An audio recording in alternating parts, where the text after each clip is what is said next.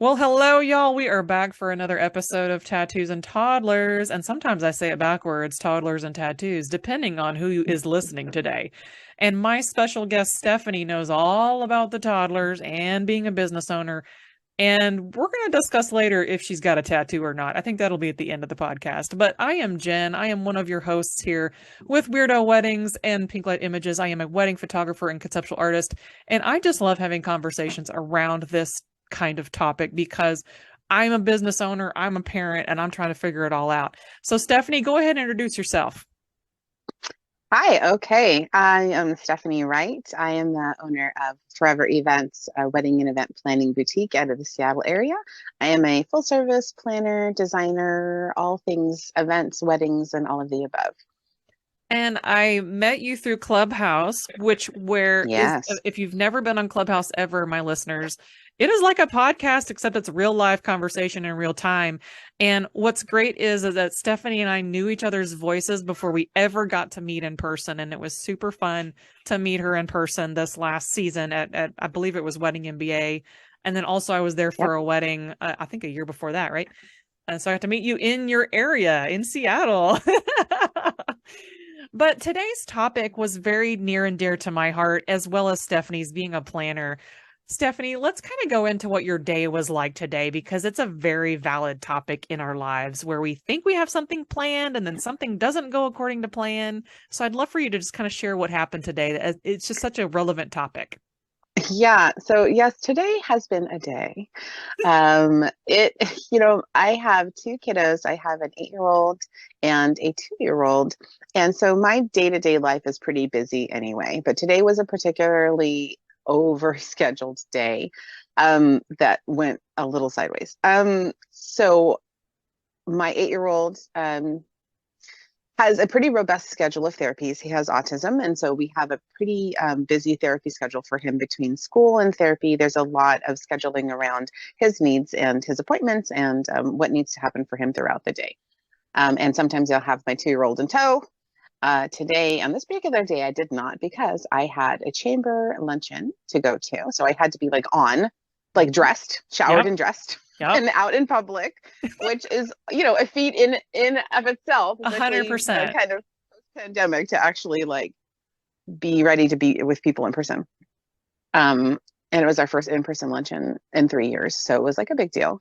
Wow. So I had the luncheon. I had to go do an appointment to visit a showroom. I had to go pick up my son from school and get into therapy on time, and then go immediately from there to go pick out a dress for a styled shoot, and then come back and be on a podcast interview. But my son's therapy schedule through all of that kind of for a loop.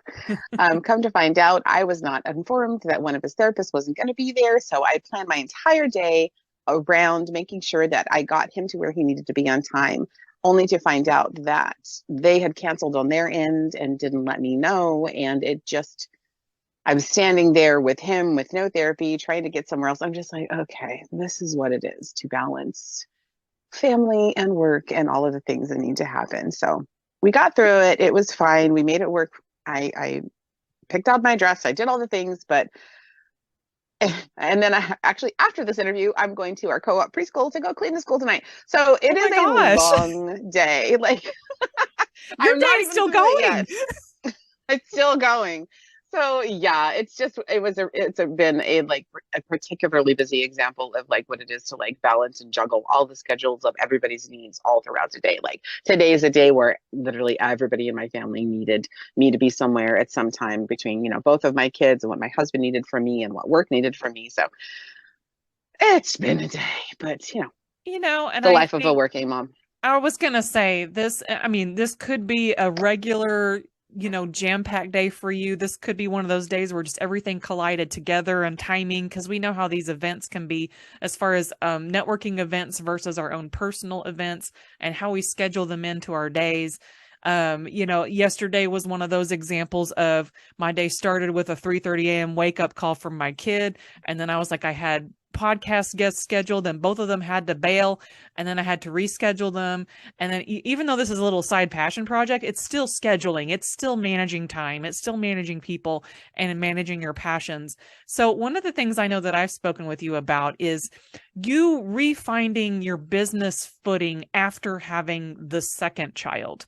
How do you feel like you're doing this year as far as, like, I don't want to say self-critique, but I wanted to see how you feel you're doing after the second kid. It sounds like you're getting really into the groove right now with your planning business. And I wanted to kind of check in with you and see how that's going.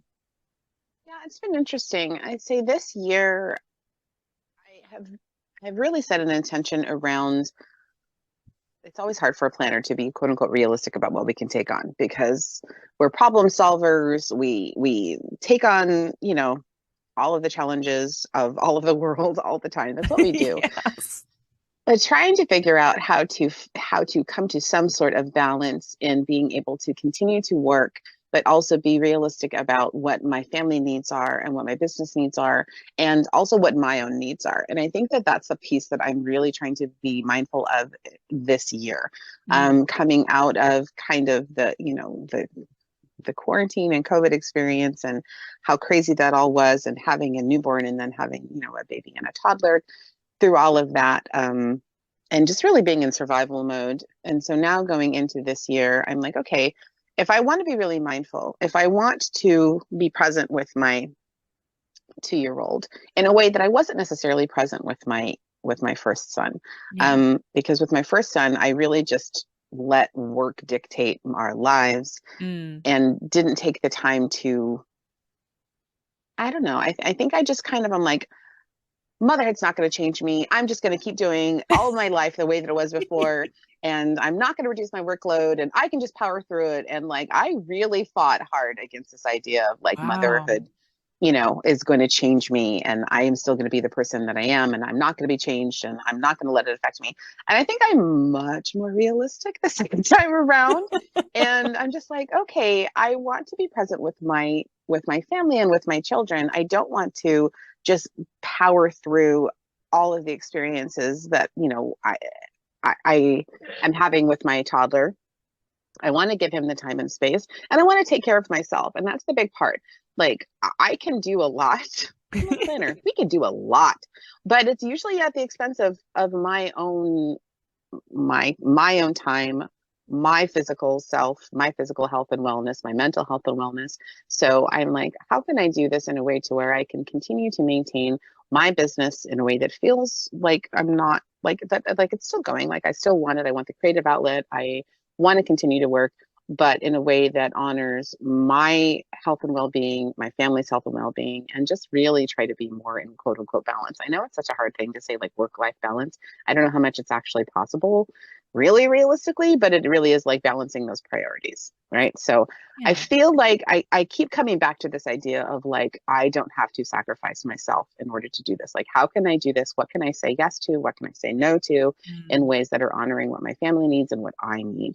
So it's today was not a great example of that because it was one of those days where I just from all going and going and going and going. But I will still try to, take the time. Let's stop and breathe. Let's do 5 minutes worth of mindfulness. Let's, maybe not work all night tonight to kind of take care of myself, be more gentle, and still make space for my family and my kids. So I'm feeling it's a continual process, but I'm feeling better. I think now that I have set that intention, um, just saying, I know how easy it is just to run ourselves into the ground. And I know how easy it was for me to do that with my first child. And I'm really trying to not do that because I want to be able to be here for them and be here for my family.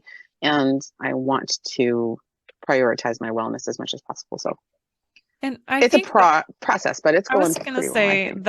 that's encouraging for someone like me too, who, I don't need to run myself into the ground. It's like there should Hmm. be a way to compartmentalize everything in your day to where everything gets touched. And depending on how you've built your life, and your family and everything. And it continually inspires me to continue to meet working parents that find that self time as well as couples time as well as kid time. And if you've got multiple kids, you might probably want to have quality time with each kid, and then I've got, my Hmm. daughter, always trying to compartmentalize, like, how do I get a little bit for everybody? It doesn't have to be every day. Like, I'm not going to hang out with my friends every day, but like, how do I incorporate my friendships into my life and everything, and even my wedding vendor friends, right? And then Hmm. make sure I'm giving love to my clients, all the things that we have on our plate that does require time, and it requires conversation, and it's not always like a quick email sometimes, right? Yeah, for And sure. then having, like, I'm sure maybe you also, in some days, maybe you set clear office hours in between the momming and the parenting and the everything. I don't know if you set office hours like a lot of people do, like at this time of day, I'm not going to answer any more calls or emails. Do you do that?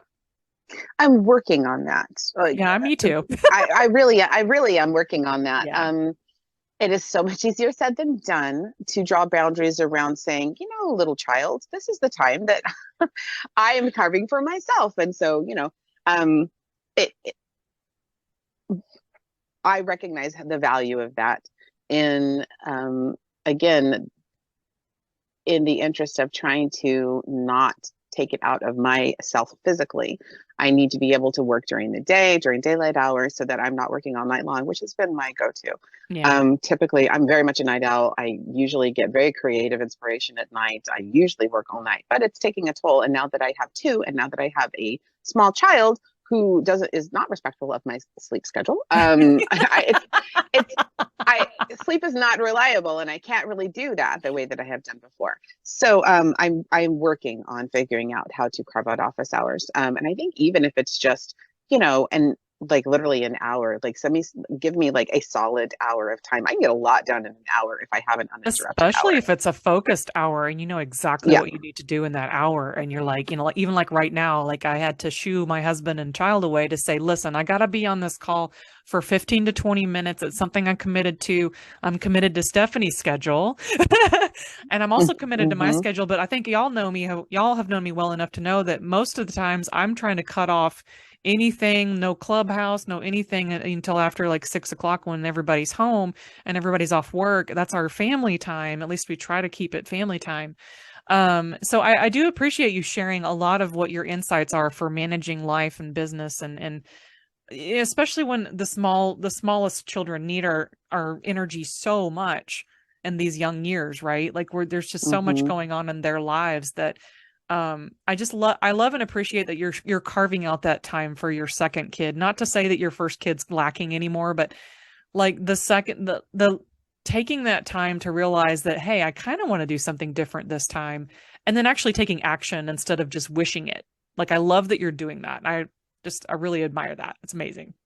Thank you. I'm So trying. Again, it's yeah, it's I just have it's to keep not. coming back to the intention of it. But Yeah. the fact that I have just said, listen, I want to feel like I have a say so in what my life looks like, and balancing two children and work and all of the needs of everybody.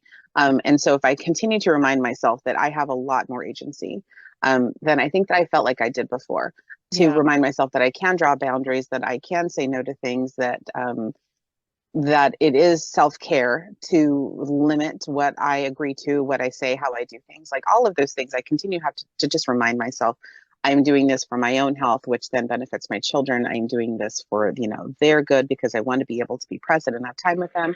Like, I think just having that mantra of like, this is why, this is why it's okay. And it's okay to take care of yourself, and it's Oh okay to my set gosh, boundaries. And yes. Yes. again, it's I've been in a lot of different types of moms groups over the years since my first son was born.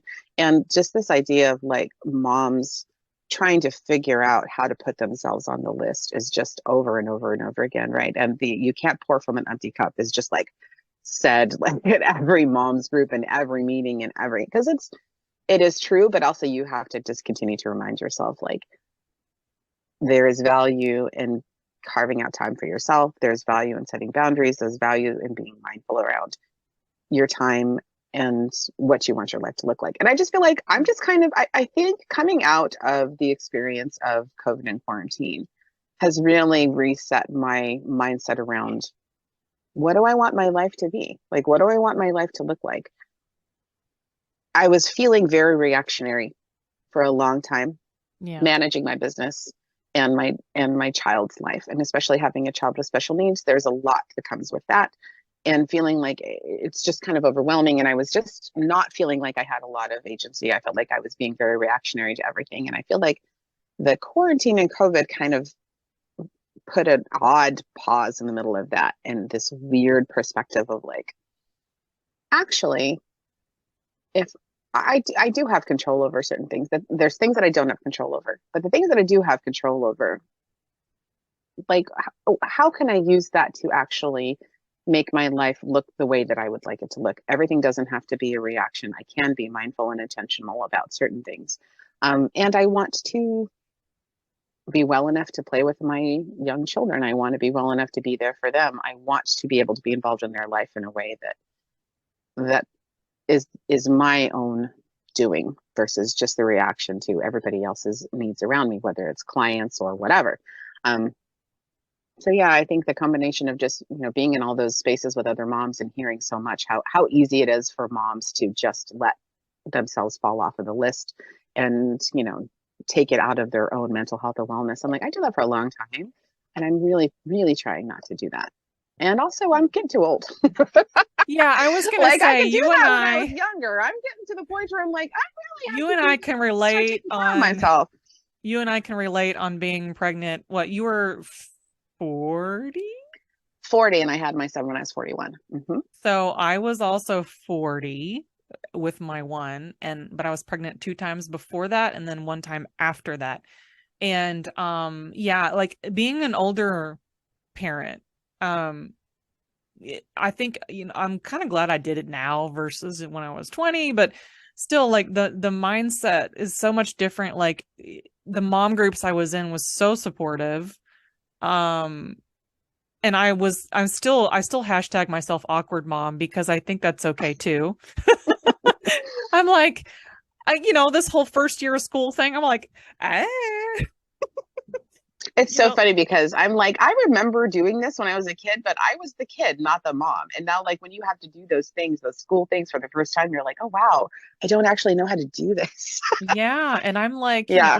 don't selectively invite kids from the class or, learning that lesson pretty hard. And when the teacher told me that everybody was crying, I was like, geez, that was not my intention. But it's like, again, it's like these new things that you're experiencing for me as a new parent of the one only child and figuring things out still, like, she's going to change every single year. And now here we are near the end of kindergarten.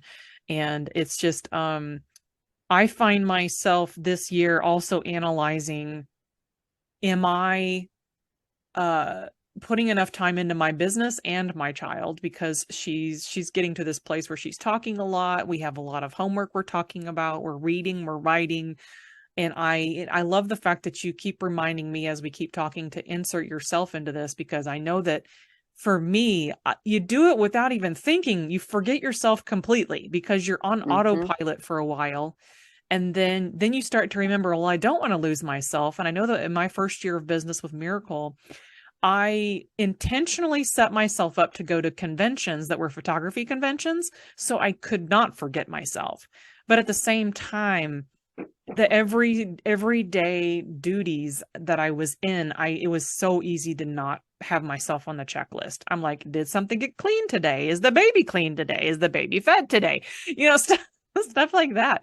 But I think if anything out of this talk, we should remind ourselves as parents to pencil ourselves in, hopefully with a pencil or pen. Pen is more, definite. Pencil is kind of like fluid, like Don't do today. pencil because the pencil's way too easy to just be like, The I'll just erase it and try pencil, again I tomorrow. was going to say Pen. the pencil could be erased, but if you have a standing pen order or even a permanent marker, daily, weekly, when I used to do the artist's way, it says take yourself on an Mm-hmm. artist date. So taking yourself on a date somewhere that's just for you, that has no title to it. I'm just me. I'm just Jen going on a trip to an art pop-up in downtown Dallas, or I'm Stefanie and I'm gonna go to, what was that wand place that you went to? What was it called? Oh, it was the Splintered Wand in The Seattle. It was a splint wizard bar. Yes, the splintered wand, because we were like, what's going on that we could just go check something out, right? And just have fun checking it out. And yeah, so that those kinds of things, like I think about the artist way, like feeding our creative self without having to have a title of photographer or planner or mom or wife or anything. Um, we could just go be who we are. So I'm always looking for those kinds of moments. I don't get it every day, but when I get them, it is nice. It's so refreshing to put down some of the extra things that we pick up every day that we have on our backs, and some of the luggage we just can't put it down because it's our kids, it's our family, and we have to carry some of the load, right? But anyway, it's a beautiful thing though. I wouldn't trade it for the world, right? Like there's so many things about designing our lives that it's very fulfilling. And as business owners, like those of us who want to work, right? We want to work. We love our job. We love our work. Um, and then adding in kids, I think it's awesome. And I think it's cool to have that ability, to have that choice. A lot of people don't have choices like that. And I grew up not having any examples. So it's like, I really didn't think it was a thing until I got married. And I was like, wait, you mean I can go do this thing and it's kind of really cool and fulfilling in life? Awesome. And what I was going to ask you was, did you have your business before you had your kids? I did. I had a lot of life before I had my kids. Because I didn't have my first son until I was 34, and my husband and I have been together for 25 years. Aw. So we've been, this year it was 25 years together, 15 years married. So we were together. Um, it makes me sound so old when I say that, but we've known each other since teenagers. But anyway, Babies. we were babies for sure. We've known each other a long time, but we had a lot of life together. We were together for 16 years before we had our son. So Yeah. I had, all of my school experience and then had established my business. And I had brought my business to Washington from Southern California and had been in business for about 5 years up here when I got pregnant and had my son. But I was just to the point to where I was really feeling like I was in the groove and really getting to know the area. And, coming to a new area, it's a whole big learning curve. But Yeah. I was kind of just getting into a stride with my business in the 5 year mark and then had a baby. And I think that that's also why I was like, this is not like, this baby's not going to change my life. Well, but surprise, the baby absolutely completely changes your life, right? But I Yes. rallied against it for such a long time. But I think it's because having such a long time of our lives as couples without children and being a business Oh owner for yeah, such a you long get so time. comfortable. Yeah, you get very Yeah, comfortable. Like it's all good. definitely. It's all good. I can Yeah, work it. I can work it in. right, right, exactly. That was like, I'll work it in. I'll make it work. Um, but I think accepting that, oh no, this child absolutely changes your life. Not only does it literally changes everything about your day-to-day life, but it really does change it really changes your identity. I mean, it absolutely did for me. And I think that I fought against that for a long time. And this idea that like, this baby's not going to define me, but my child and being a mother absolutely changed my identity. And I love that it did. But Yeah. it's the experience that you don't really know until you're in it to understand what it is to integrate a child into It's your very life. true. When you have a little human underneath your umbrella and you're having to care for them, everything, everything about them. And it's just a whole other shift. And yeah, definitely different unless you are in it, you don't. And I hate to say that I was that person. I was always that single person that was like, oh, all judgy, judge. But no, until you're in it, yeah, it's just you might as well. You can have your opinions, but until you're in it and experiencing it for yourself, and no matter what your story looks like, y'all, it could your ability to have children is different. Your ability to raise your children is different. We all are so different, but I think the core of it is that once we've designed our family, now how we do we want to work? Do we want to still work? Do we have to work? Do we get to choose to work? Do we get to do creative time? Do we get to have family time? All this great stuff. And so as we're starting to round out our conversation, I know we talked briefly about the whole tattoo thing. I know you said you had a little story that you could add in on that. I'd love to hear that. So I was thinking about this because I do not have any tattoos. I have three sisters, and I'm the only one that does not have any tattoos. But Ooh. I am very much into body art, but just in a different way. So I don't do tattoos, but I love henna. Mm-hmm. So I've been covered in all sorts of body art that has been hennaed, Yeah. but it's temporary. And what I love about it is that I get to get creative and have something pretty on me, and then it goes away, and then I get to have something new and pretty and different. So I had my belly hennaed when I was pregnant with my first son, Oh, which I knew it's kind of, I've been a fan of henna for years, and there's a henna artist here locally that I love, and she's done all the henna that I've ever gotten. awesome. Um, but it was like my first thought when I got pregnant was like, ooh, someone's about to get a belly henna piece. So I loved getting that. It helped, like, that body art experience helped connect me more, I think, to my baby and my body and my pregnancy. And then after I had him, we had a tough time, tough labor, tough delivery. He ended up in the NICU for about a week. Yeah. And delivering my son was the hardest thing I've ever done, which I think is the case for many, many people. But I decided after we were home and out of the hospital and he was doing well, that I wanted to celebrate that experience. And I think that if I was someone who got tattoos, I probably would have got a tattoo to Right. commemorate it. But I got henna. So I told my henna artist, I feel like a warrior. Like, I survived Oh, this experience. My baby survived it. We are well. I want to celebrate that. So I got cuffs on my wrists mm, that I called like warrior cuffs. And absolutely. I got his name and one of the cuffs written into my henna.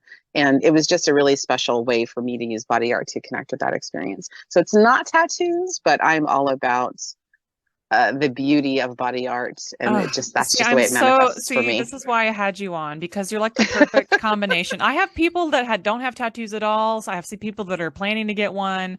But I love that your spin on this because that is 100% like a beautiful way to honor a moment in your life that while it is not permanent, in the moment you were living and breathing that artwork on your skin. I love it. So we do have to get going today, but thank you again, Stefanie, for coming on the Tattoos and Toddlers.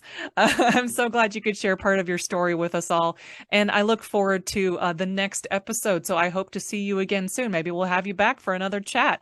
Maybe another chit chat about business and life. You never know what's going to happen. There's been a lot of life happening these last few weeks. For sure. Would love So, to anytime. Thank you for having me. you got it. Well, Stefanie, I'm going to close out this chat and I will stop recording. And goodbye, y'all. See you soon.